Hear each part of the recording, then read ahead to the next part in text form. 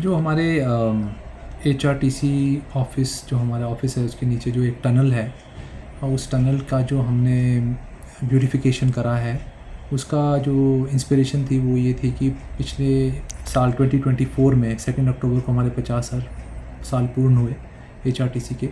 और हमने सोचा कि उस ही पार्ट में हमको इस टनल को भी कुछ डेवलप करना चाहिए कि हमारे HRTC की एक तरह हम उसको एक एक्सपीरियंस बनाना चाहते थे सबके लिए, कि इतनी सारी गाड़ियाँ यहाँ से पास थ्रू करती हैं पर इस वॉल के प्रति कोई हमारा थीम नहीं था। तो हमने सोचा क्यों ना हम अपनी हिस्ट्री, अपना इतिहास इस वॉल पेंटिंग के माध्यम से दिखाएं कि हमारे कौन से वर्ष में कौन सा मॉडल था।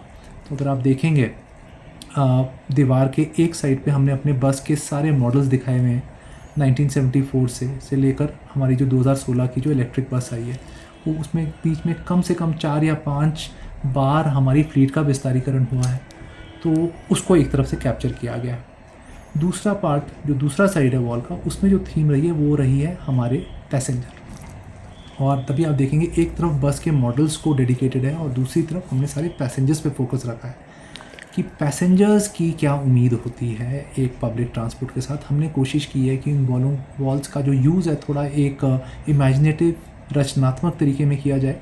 क्योंकि अगर आप राइट साइड पे देखेंगे तो जो विंडोज़ हैं उनको हमने उसके ऊपर एक दो बसें बना दी और विंडोज़ को एक तरह से हमने बस का ही की रूपरेखा उसमें दे दी।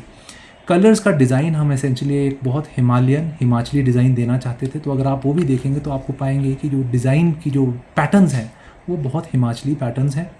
और इस पर्टिकुलर चित्र के माध्यम से हम तीनों चीज़ें दिखा सकते हैं, अपने स्टेट का कल्चर, अपनी ऑर्गेनाइजेशन की हिस्ट्री और हमारे जो केंद्र बिंदु है, हमारा जो पैसेंजर है, हमारा जो यात्री है, उन तीनों को हम इस पेंटिंग के थ्रू दिखाना चाहते हैं।